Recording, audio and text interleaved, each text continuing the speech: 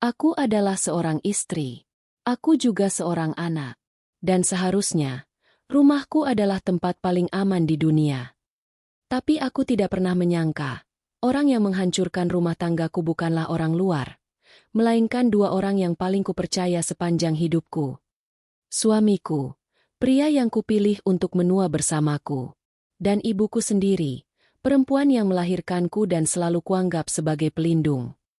Aku tidak dipukul, tidak diteriaki, tidak diselingkuhi secara terang-terangan.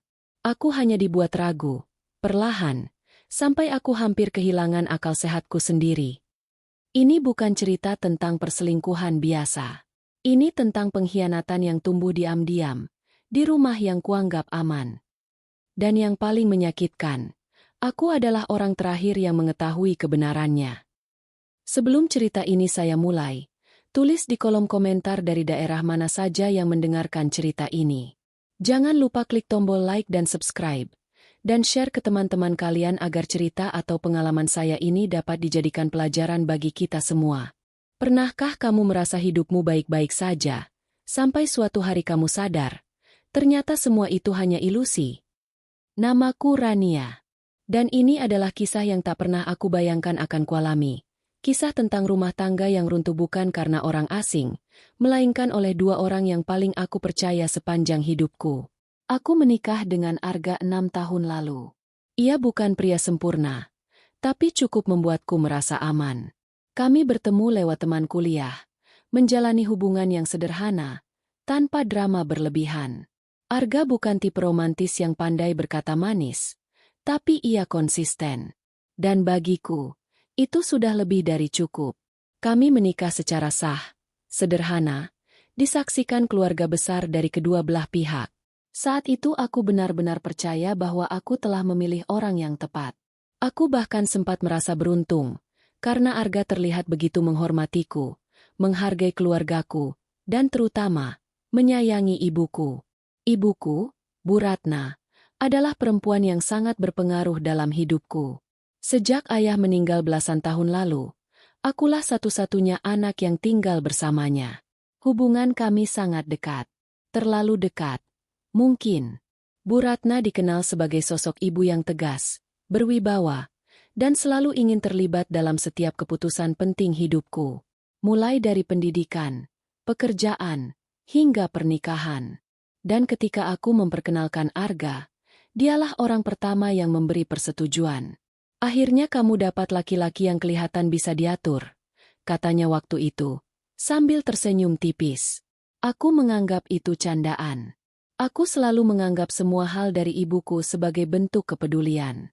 Setelah menikah, kami memutuskan tinggal di rumah peninggalan ayah, rumah yang cukup besar untuk kami bertiga. Awalnya hanya sementara, kataku pada Arga. Sampai kami cukup mapan untuk membeli rumah sendiri. Arga setuju. Ibuku lebih dari setuju. Struktur keluarga kami terlihat sederhana. Aku sebagai istri, Arga sebagai suami, dan ibuku sebagai orang tua yang kami hormati. Tidak ada mertua, tidak ada ipar yang ikut campur. Dari luar, banyak yang iri melihat rumah tangga kami. Ibuku berperan sebagai penasehat. Terlalu sering, sebenarnya. Ia mengatur banyak hal, jam makan, urusan dapur, bahkan cara aku melayani suami. Anehnya, Arga tidak pernah keberatan. Ia justru terlihat nyaman. Anggap saja ibu kita sama-sama belajar, kata Arga setiap kali aku mengeluh kecil. Aku percaya padanya. Hari-hari kami berjalan normal.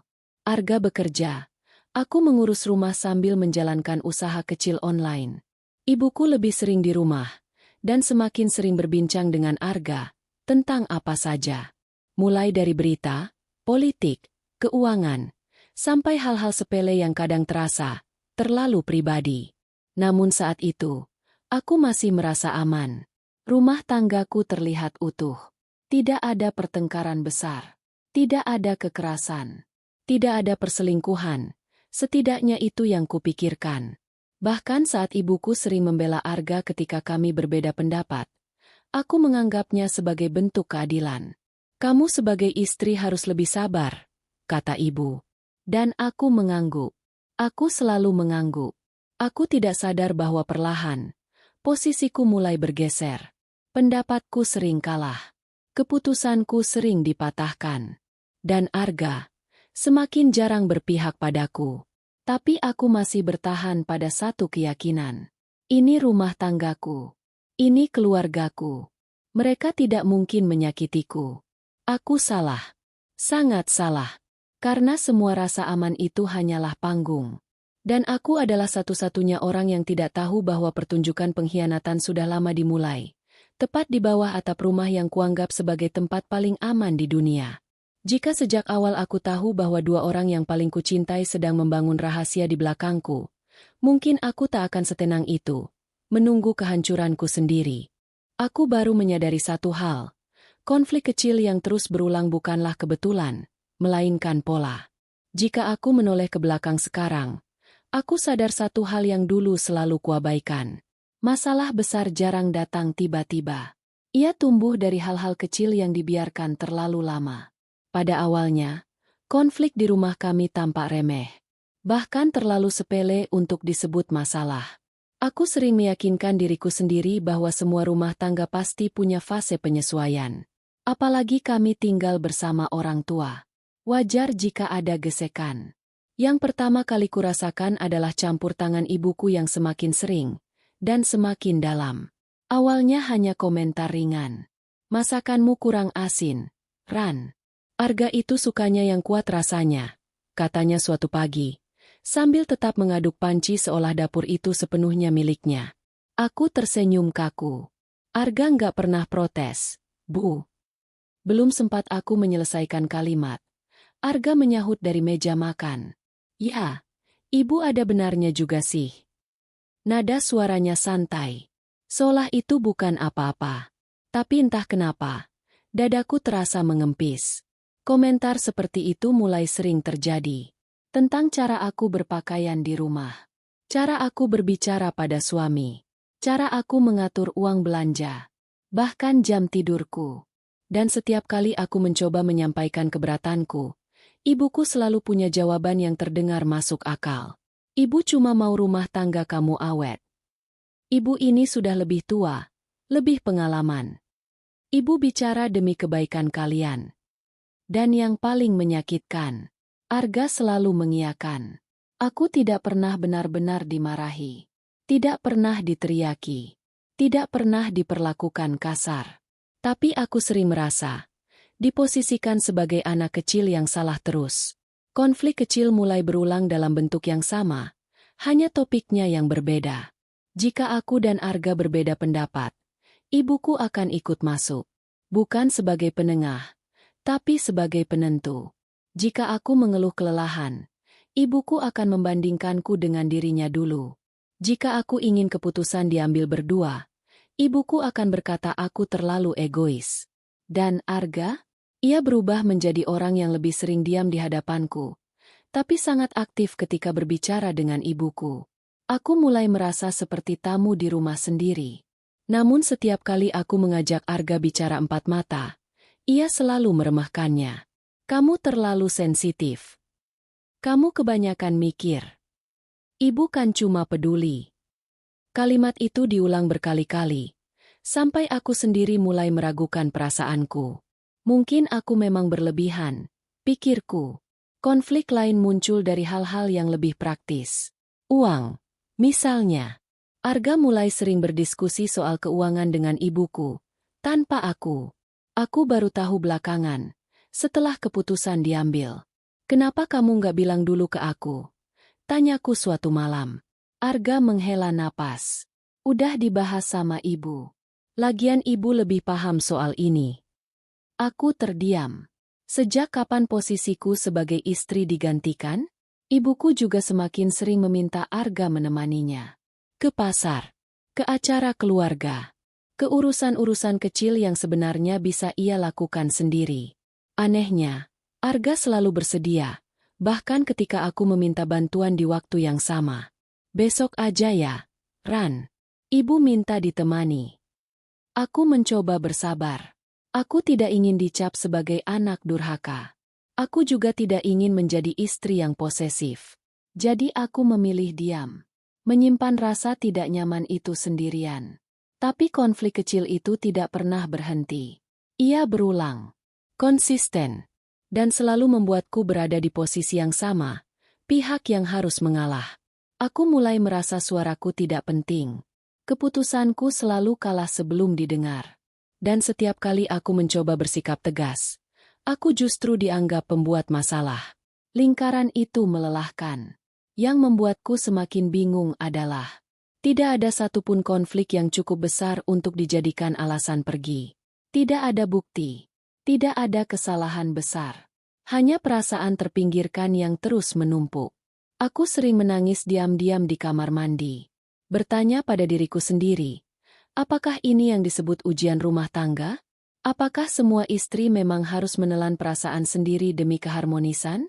Ibuku sering berkata, perempuan itu kuat karena bisa mengalah. Dan aku mempercayainya. Aku tidak sadar bahwa setiap kali aku mengalah, ada orang lain yang justru semakin berkuasa. Sampai suatu malam, aku berkata pada Arga dengan suara pelan tapi tegas.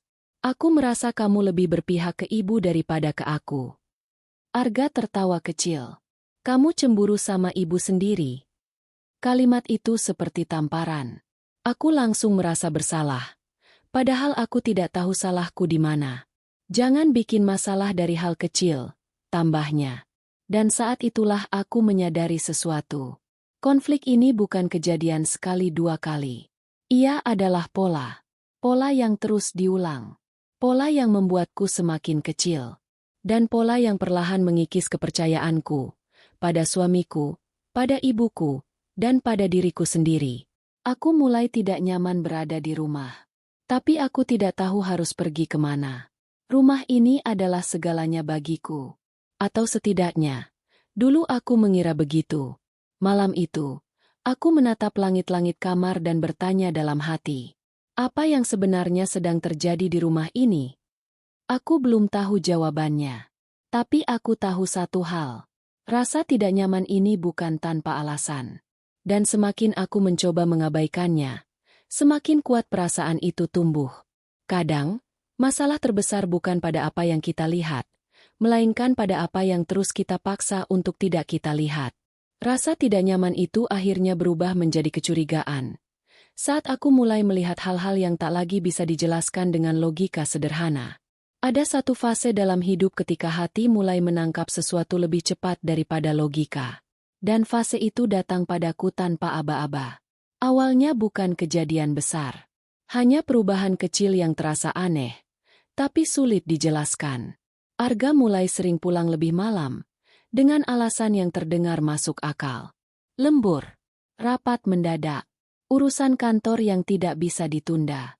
Aku mencoba menjadi istri yang pengertian. Aku tidak pernah mengecek ponselnya. Tidak pernah menuntut penjelasan berlebihan. Tapi yang mengusikku bukan jam pulangnya, melainkan siapa yang tahu lebih dulu tentang kepulangannya. Ibuku. Seringkali aku sudah bersiap menunggu Arga, tapi ibuku justru berkata dengan santai. Arga bilang pulangnya agak malam. Jangan ditunggu. Aku terdiam. Kapan dia bilang? Kenapa bukan aku yang diberitahu? Hal-hal seperti itu mulai sering terjadi. Informasi tentang suamiku lebih dulu sampai ke ibuku, bukan ke aku sebagai istrinya. Dan saat kutanya, jawabannya selalu sederhana. Oh, dia tadi ngobrol sama ibu sebentar. Dia cuma titip pesan. Aku mencoba menenangkan diri. Mungkin Arga hanya merasa lebih nyaman bicara pada orang yang lebih tua. Mungkin aku terlalu lelah sehingga pikiranku menjadi negatif. Tapi ada hal lain yang tak bisa kuabaikan. Cara mereka berbicara berubah. Jika dulu percakapan mereka terdengar biasa, kini seringkali disertai diam mendadak ketika aku masuk ruangan. Kalimat terputus. Senyum yang terlalu cepat. Seolah aku datang di waktu yang salah. Aku pernah berdiri di balik pintu dapur, mendengar suara mereka berbincang pelan. Bukan tentang hal penting, hanya obrolan ringan. Tapi nada itu terlalu akrab, terlalu nyaman. Saat aku masuk, ibuku langsung berdehem. Arga langsung menatap ponselnya. Aku berdiri kaku, Merasa seperti penyusup. Ketimpangan posisiku semakin jelas. Keputusanku sebagai istri sering dikesampingkan. Sementara pendapat ibuku menjadi rujukan utama Arga. Bahkan dalam hal-hal yang menyangkut rumah tangga kami berdua. Aku pernah berkata pelan, "Aku ini istrimu." Dan Arga menjawab dengan nada lelah, "Kenapa kamu harus merasa tersaingi?" Aku tidak menjawab. Karena aku sendiri tidak tahu bagaimana menjelaskan perasaan itu tanpa terdengar berlebihan. Aku mulai sering menyalahkan diriku sendiri. Mungkin aku kurang hangat. Mungkin aku terlalu sibuk. Mungkin aku bukan istri yang menyenangkan untuk diajak bicara. Aku berusaha memperbaiki diri. Menjadi lebih ramah. Lebih sabar. Lebih banyak tersenyum. Aku ingin mengembalikan kedekatan kami seperti dulu. Tapi semakin aku berusaha mendekat, semakin terasa jarak yang tak kasat mata itu. Arga tidak kasar, tidak cuek sepenuhnya. Ia tetap menjalankan perannya sebagai suami. Tapi ada bagian dari dirinya yang seolah tidak lagi menjadi milikku. Dan yang paling menyakitkan, bagian itu terasa lebih dekat dengan ibuku. Ibuku juga berubah. Ia menjadi lebih protektif terhadap Arga. Terlalu sering membelanya. Terlalu cepat menyudahi pembicaraan jika aku mulai bertanya. "Sudahlah, Ran. Jangan dibesar-besarkan. Kamu ini perempuan. Pakai perasaan terus." Kalimat itu membuatku ragu pada naluriku sendiri. Aku mencoba menormalisasi semua ini. Aku berkata pada diriku, "Ini rumah. Ini keluarga. Tidak mungkin ada yang salah." Tapi konflik batinku semakin kuat. Aku mulai sulit tidur. Mudah cemas. Sering terbangun tengah malam dengan perasaan tidak enak tanpa sebab yang jelas. Ada ketakutan yang belum memiliki bentuk, tapi terus menekan dadaku. Suatu malam, aku melihat sesuatu yang membuatku berhenti bernapas sejenak. Arga duduk di ruang tamu, berbicara dengan ibuku. Tangannya memegang ponsel, tapi fokusnya sepenuhnya pada ibuku. Tatapannya lembut. Cara mendengarnya penuh perhatian. Tatapan yang dulu sering ia berikan padaku. Aku berdiri beberapa langkah dari mereka. Tak satu pun menyadari kehadiranku. Untuk sesaat, aku merasa seperti melihat dua orang yang sangat dekat. Bukan ibu dan menantu, bukan pula orang asing. Aku menarik napas dalam-dalam. "Ini cuma perasaanmu, Rania. Jangan berlebihan." Namun malam itu, untuk pertama kalinya, muncul satu pikiran yang langsung kutepis sekuat tenaga. Ada rahasia di antara mereka. Pikiran itu menakutkanku. Aku merasa bersalah bahkan hanya memikirkannya. Aku adalah anak. Aku adalah istri. Aku tidak seharusnya mencurigai mereka. Tapi semakin aku menolak pikiran itu, semakin kuat ia kembali. Aku mulai memperhatikan hal-hal kecil. Pesan yang cepat dihapus, percakapan yang dihentikan, perubahan sikap yang tak pernah dijelaskan. Semuanya berdiri sendiri terlihat wajar, tapi jika digabungkan, membentuk sesuatu yang tidak bisa lagi kuabaikan. Aku berada di posisi yang timpang. Aku hidup di rumah sendiri, tapi tidak pernah benar-benar tahu apa yang terjadi di dalamnya. Dan aku mulai bertanya pada diriku sendiri, apakah aku terlalu naif? Atau memang ada sesuatu yang sengaja disembunyikan dariku? Malam itu aku menangis dalam diam. Bukan karena aku tahu kebenaran, tapi karena aku takut pada kemungkinan yang mulai terbentuk di kepalaku. Aku belum siap. Tapi semesta sepertinya tidak peduli pada kesiapan seseorang. Karena tak lama setelah itu, satu kejadian kecil, yang seharusnya biasa saja, menjadi pemicu yang mengarahkanku pada pengungkapan besar yang tak bisa lagi kuhindari. Ada rahasia yang terlalu rapi untuk disebut kebetulan. Dan aku baru saja berdiri di ambang pintunya. Aku tidak sengaja melihat sesuatu yang seharusnya tidak kulihat, dan sejak saat itu, hidupku tak pernah sama. Ada satu momen dalam hidup ketika kebenaran tidak datang sebagai jawaban, melainkan sebagai tamparan. Dan momen itu datang padaku pada hari yang tampak sangat biasa. Pagi itu, hujan turun sejak subuh. Langit kelabu, udara dingin, dan rumah terasa lebih sunyi dari biasanya. Arga berangkat kerja lebih pagi dengan alasan ada rapat penting. Ibuku juga keluar rumah, Katanya ada arisan mendadak. Untuk pertama kalinya setelah sekian lama, aku sendirian di rumah. Aku membersihkan kamar dengan pikiran kosong. Mencoba menenangkan diri dari perasaan-perasaan aneh yang sudah berminggu-minggu menggangguku. Aku berkata pada diriku sendiri, hari ini aku akan berhenti curiga. Aku akan kembali jadi diriku yang normal. Tapi hidup sepertinya punya rencana lain. Saat membersihkan ruang tamu, ponsel Arga yang tertinggal di sofa bergetar. Aku tidak berniat membukanya. Aku bahkan tidak menyentuhnya. Tapi layar itu menyala, dan satu notifikasi muncul. Nama pengirimnya membuat tubuhku kaku. Ibu. Bukan, Bu Ratna. Bukan, Mama. Bukan nama panggilan formal. Hanya satu kata pendek. Sangat personal. Tanganku gemetar. Aku menatap layar itu lebih lama dari yang seharusnya. Aku tahu, sebagai istri, aku tidak seharusnya membuka ponsel suamiku tanpa izin. Tapi sebagai manusia, sebagai perempuan yang sudah terlalu lama merasa dipinggirkan, aku tidak bisa berpura-pura buta lagi. Aku membuka pesan itu. Isinya singkat, tidak eksplisit, tidak romantis, tapi cukup untuk membuat dadaku sesak. Jangan lupa nanti malam. Kita lanjutkan pembicaraan kemarin. Aku duduk perlahan.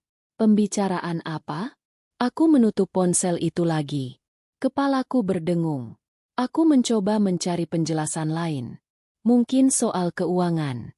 Mungkin soal urusan keluarga. Mungkin aku hanya terlalu lelah. Tapi naluriku berteriak. Aku menunggu. Menunggu dengan perasaan tidak menentu. Hingga sore hari, ibuku pulang lebih dulu. Ia terlihat biasa saja. Terlalu biasa. Arga pulang malam, katanya sambil melepas sepatu. Aku menatapnya. Dari mana ibu tahu?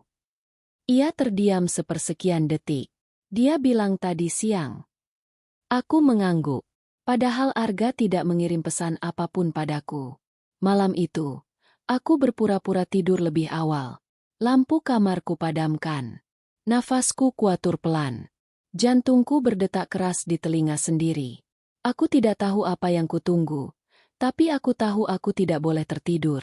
Sekitar 1 jam kemudian, aku mendengar suara pintu kamar terbuka pelan. Bukan Arga. Langkah kaki itu berhenti sejenak, lalu menjauh. Aku bangkit perlahan dan membuka pintu kamar. Lampu ruang tamu redup. Suara televisi mati. Tapi ada suara lain, suara percakapan pelan, dari arah dapur. Aku berdiri di balik dinding. Nafasku tertahan. Aku mendengar suara ibuku. Dan suara Arga. Nada mereka tidak seperti biasa. Tidak ada jarak. Tidak ada formalitas. Ada keheningan di sela kalimat. Seolah mereka memahami satu sama lain tanpa perlu banyak kata. Aku tidak mendengar kalimat yang jelas. Tapi aku mendengar kedekatan. Dan saat itulah aku melihat sesuatu yang menghancurkan pertahanan terakhirku. Arga berdiri terlalu dekat dengan ibuku. Tangannya menyentuh lengan ibuku. Bukan sentuhan singkat yang wajar, tapi terlalu lama untuk disebut kebetulan. Aku mundur selangkah. Kepalaku terasa ringan. Dunia seolah berputar. Aku kembali ke kamar tanpa suara. Aku duduk di lantai. Tangisku tidak keluar. Yang ada hanya rasa dingin yang merambat dari dada ke seluruh tubuh.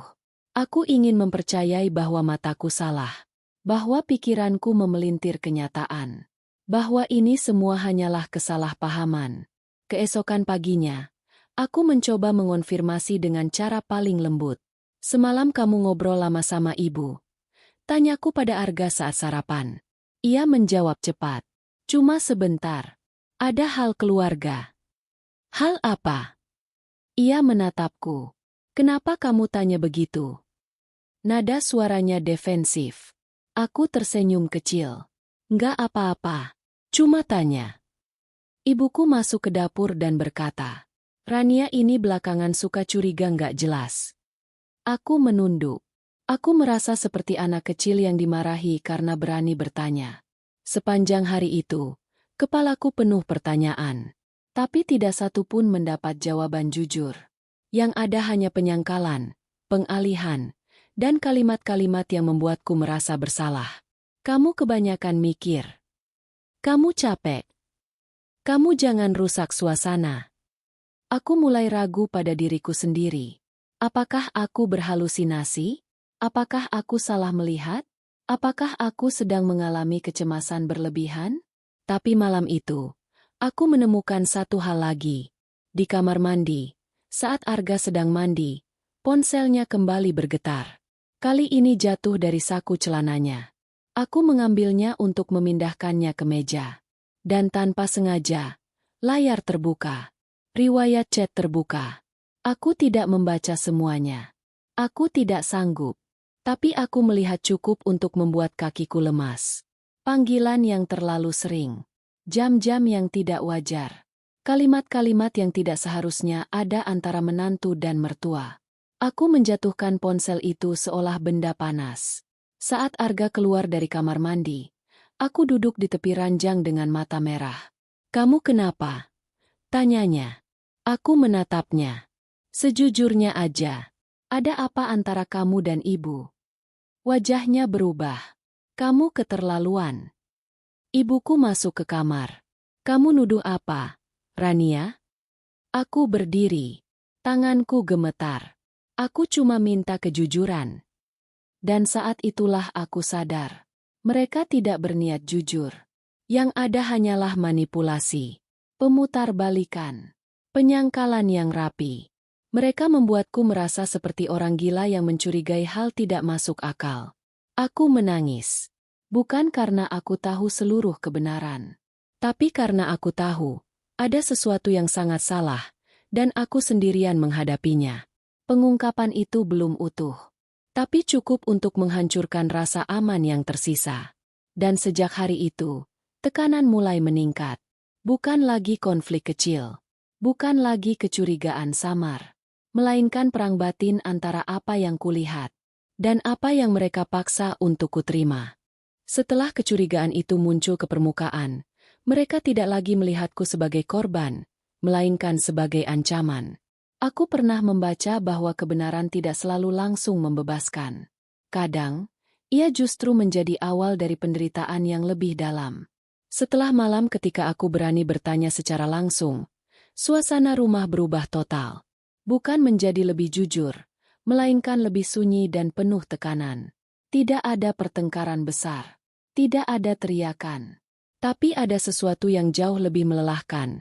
Manipulasi yang halus dan konsisten. Arga menjadi dingin. Bukan kasar, tapi menjauh. Ia tidak lagi banyak berbicara padaku kecuali seperlunya. Nada suaranya datar. Tatapannya kosong. Seolah aku bukan lagi istrinya, melainkan orang asing yang harus dihadapi dengan hati-hati. Ibuku mengambil peran yang berbeda. Ia justru menjadi lebih ramah di depanku, namun dengan cara yang menusuk.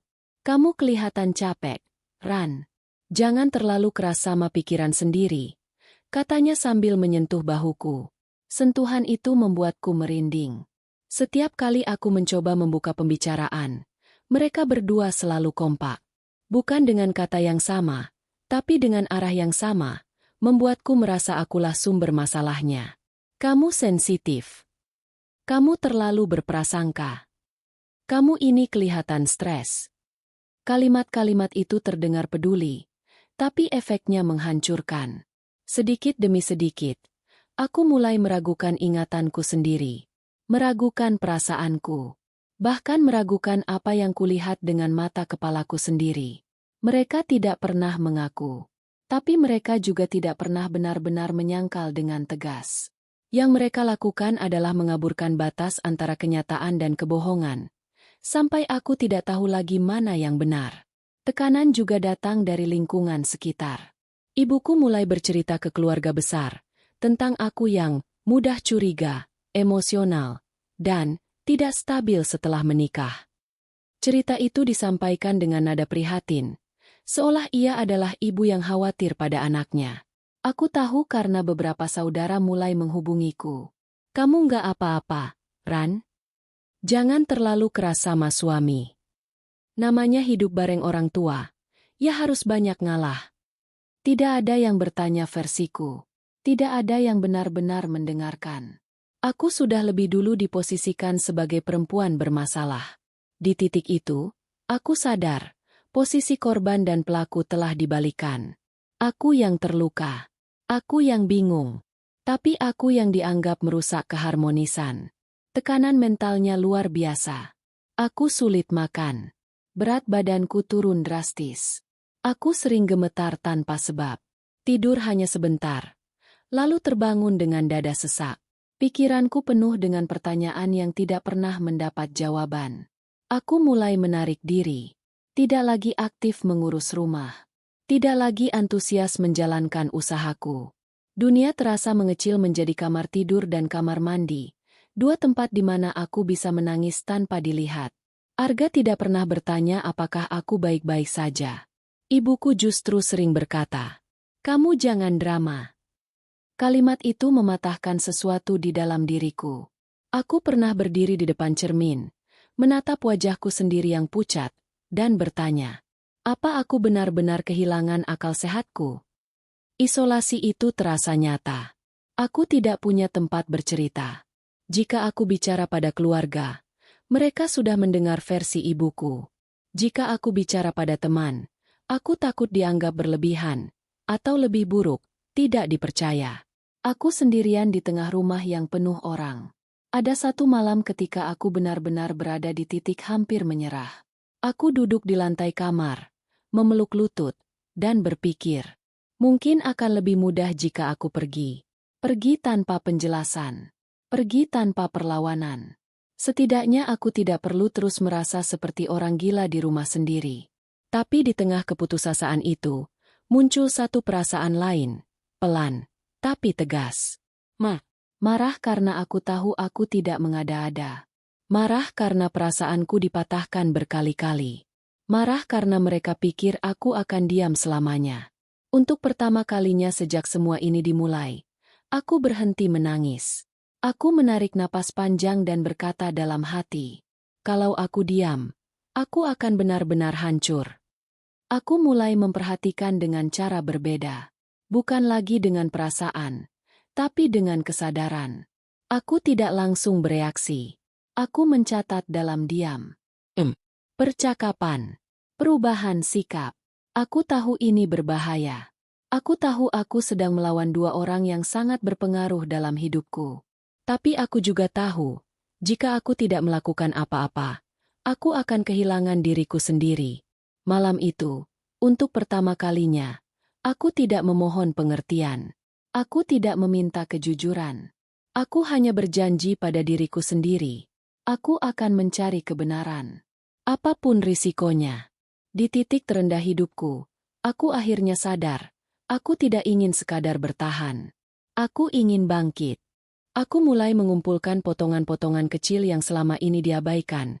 Dan perlahan, kebenaran itu membentuk wajah yang tak bisa lagi mereka sembunyikan. Ada titik dalam hidup ketika seseorang berhenti berharap pada pengakuan, dan mulai bersandar pada fakta. Aku telah melewati fase menangis, meragukan diri sendiri, bahkan hampir menyerah. Yang tersisa hanyalah satu tekad. Aku tidak boleh lagi dibodohi. Aku tidak langsung bertindak. Aku belajar diam. Belajar menunggu.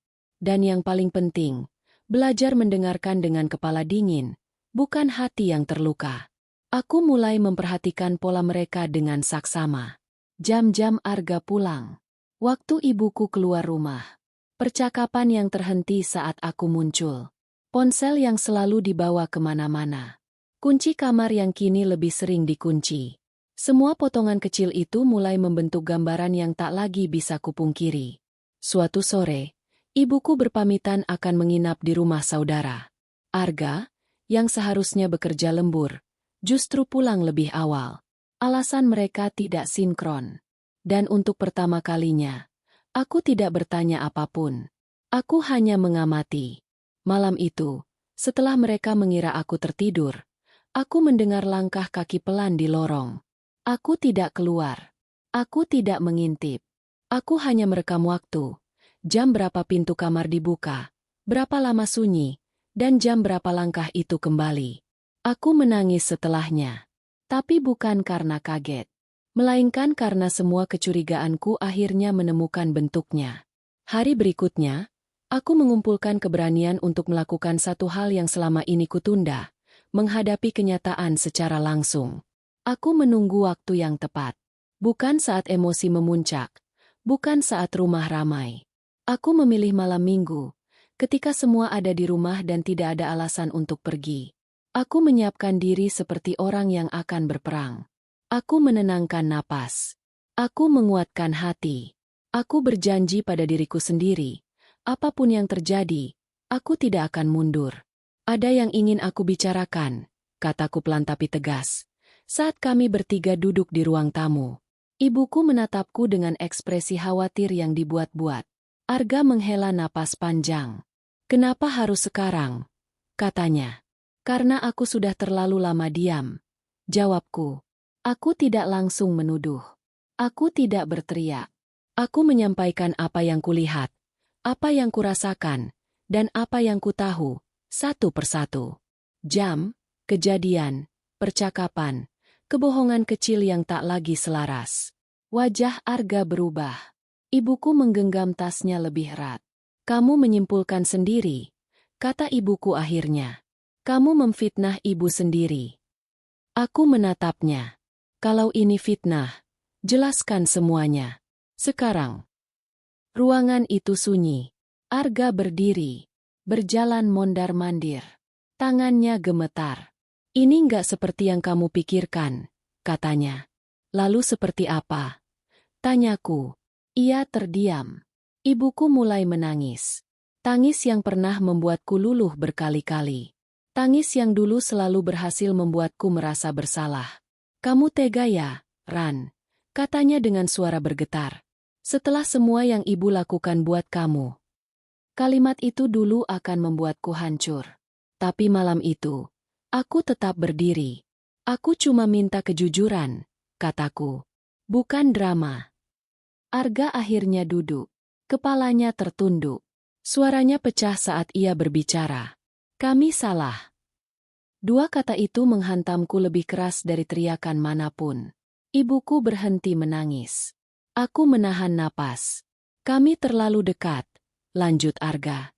Dan kami nggak tahu kapan batas itu terlewati. Aku menutup mata. Dadaku terasa sesak. Tapi ada satu hal yang mengejutkanku. Aku tidak pingsan, tidak berteriak, tidak hancur seperti yang kubayangkan. Yang ada justru keheningan panjang. Keheningan yang diisi oleh kenyataan. Ibuku mencoba bicara. Membenarkan diri. Mengatakan kesepian. Mengatakan tidak sengaja. Mengatakan semuanya bermula dari kepedulian. Aku menghentikannya. Cukup, kataku. Apapun alasannya, kalian berdua tahu ini salah. Aku menatap Arga. Kamu bukan hanya mengkhianatiku sebagai istri. Kamu menghancurkan rasa amanku sebagai manusia. Aku menatap ibuku. Kamu bukan hanya mengkhianatiku sebagai anak. Kamu merampas satu-satunya tempat aku merasa aman. Tidak ada pembelaan yang cukup kuat untuk melawan kalimat itu. Malam itu, kebenaran terbuka. Tidak sepenuhnya detail, tidak perlu. Yang penting, aku tidak lagi dibuat gila. Dampaknya langsung terasa. Arga meminta maaf. Berkali-kali. Ibuku terdiam. Wibawanya runtuh. Dan aku, untuk pertama kalinya dalam waktu yang lama, bisa bernapas tanpa ragu pada diriku sendiri. Tapi bersamaan dengan kebenaran itu, muncul dilema terbesar dalam hidupku. Apa yang harus kulakukan selanjutnya? Pergi, dan menghancurkan keluarga? Bertahan, dan mengkhianati diriku sendiri? Memaafkan, atau menyelamatkan diri? Aku berdiri dan berkata satu kalimat yang bahkan mengejutkanku sendiri. Aku butuh waktu. Dan aku akan pergi sementara. Aku masuk kamar dan mengemas barang. Tidak banyak. Cukup untuk hidup beberapa hari. Saat aku melewati ruang tamu, mereka tidak menghentikanku. Mungkin mereka tahu. Ini adalah konsekuensi yang tidak bisa dihindari. Saat aku menutup pintu rumah itu, air mataku akhirnya jatuh. Tapi langkahku tetap maju. Kebenaran memang menyakitkan. Tapi hidup dalam kebohongan jauh lebih mematikan. Dan malam itu, aku tahu, bab terakhir hidupku sebagai korban telah berakhir. Bab berikutnya akan menentukan siapa diriku setelah semua ini. Keputusan terberat bukanlah saat kebenaran terungkap, melainkan saat aku harus memilih hidupku sendiri. Aku selalu mengira keputusan terberat dalam hidup adalah memilih pasangan. Ternyata aku salah. Keputusan terberat adalah memilih diriku sendiri, setelah dikhianati oleh orang-orang yang paling kucintai. Aku tinggal sementara di rumah seorang teman lama. Rumah kecil, sederhana, tapi tenang. Tidak ada tatapan menilai. Tidak ada suara yang memutarbalikkan perasaanku. Untuk pertama kalinya setelah sekian lama, aku bisa tidur tanpa mimpi buruk. Hari-hari pertama aku hanya diam. Tubuhku ada di sana, tapi pikiranku masih tertinggal di rumah itu, di ruang tamu tempat kebenaran terbuka, di wajah ibu yang tak lagi ku kenal, dan pada sosok suami yang kini terasa asing. Arga menghubungiku berkali-kali. Pesannya panjang, penuh permintaan maaf dan penyesalan. Ia berjanji berubah. Ia berkata siap melakukan apapun. Tapi setiap kali aku membaca pesannya, satu pertanyaan selalu muncul di kepalaku. Mengapa kejujuran baru datang setelah aku hancur? Ibuku juga mengirim pesan. Tidak banyak. Lebih banyak tentang dirinya, tentang rasa sepinya, tentang kesalahannya sebagai manusia, tentang harapannya aku mengerti. Aku membaca semua pesan itu tanpa membalas. Bukan karena aku tidak peduli, tapi karena aku sedang belajar mendengarkan diriku sendiri, sesuatu yang selama ini selalu kutunda. Aku mulai menemui konselor.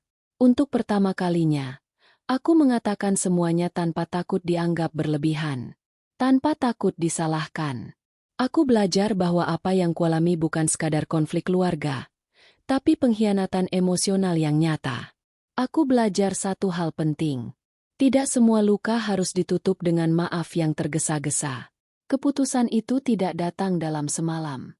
Aku mempertimbangkan banyak hal, status pernikahan, keluarga besar, stigma, rasa bersalah sebagai anak. Tapi setiap kali aku ragu, aku kembali pada satu kenyataan. Aku hampir kehilangan diriku sendiri demi mempertahankan hubungan yang tidak lagi sehat. Beberapa minggu kemudian, aku kembali ke rumah itu, bukan untuk tinggal, tapi untuk bicara. Kami duduk bertiga lagi. Tapi kali ini, posisinya berbeda. Aku tidak lagi memohon. Aku tidak lagi mencari pengakuan. Aku datang membawa keputusan. Aku memilih berpisah, kataku pada Arga. Bukan karena aku membencimu, tapi karena aku mencintai diriku sendiri. Ia terdiam. Air matanya jatuh. Tapi aku tidak goyah. Aku menatap ibuku. Aku tidak akan memutuskan hubungan sebagai anak, kataku. Tapi hubungan kita tidak akan pernah sama. Ibuku menangis. Untuk pertama kalinya, aku tidak memeluknya. Aku keluar dari rumah itu dengan langkah berat, tapi juga dengan dada yang lebih lapang. Proses setelahnya tidak mudah. Aku menghadapi omongan orang, bisik-bisik keluarga, tatapan iba dan penilaian yang tidak pernah mereka tanyakan kebenarannya. Tapi aku bertahan. Aku membangun hidupku kembali dari nol. Aku bekerja lebih keras. Aku belajar mencintai kesendirian tanpa merasa kesepian. Aku belajar bahwa bahagia tidak selalu berarti bersama seseorang. Kadang berarti selamat dari sesuatu. Hubunganku dengan ibuku perlahan membaik, tapi dengan batas yang jelas. Tidak ada lagi campur tangan. Tidak ada lagi ruang abu-abu. Dan untuk pertama kalinya, aku berani berkata tidak. Tentang Arga, aku memilih melepaskan. Bukan dengan dendam, tapi dengan kesadaran bahwa tidak semua orang yang kita cintai layak kita pertahankan. Kini, ketika aku menatap cermin, aku tidak lagi melihat perempuan yang ragu pada perasaannya sendiri. Aku melihat seseorang yang pernah hancur dan memilih bangkit. Jika ada satu hal yang ingin kusampaikan pada siapapun yang mendengar kisah ini, maka itu adalah, jangan abaikan suara hatimu hanya karena pelakunya adalah orang yang kamu cintai. Pengkhianatan tetap pengkhianatan, siapapun pelakunya. Keluarga seharusnya menjadi tempat paling aman. Pernikahan seharusnya menjadi ruang paling jujur. Dan jika keduanya gagal melindungimu, kamu berhak pergi. Aku tidak bangga dengan kisah ini. Tapi aku tidak malu. Karena aku selamat. Karena aku memilih hidup. Dan karena aku belajar bahwa menjadi kuat bukan berarti bertahan dalam luka, melainkan berani keluar darinya. Aku pernah menjadi istri yang dikhianati 2 orang sekaligus. Kini, aku adalah perempuan yang tidak lagi mengkhianati dirinya sendiri.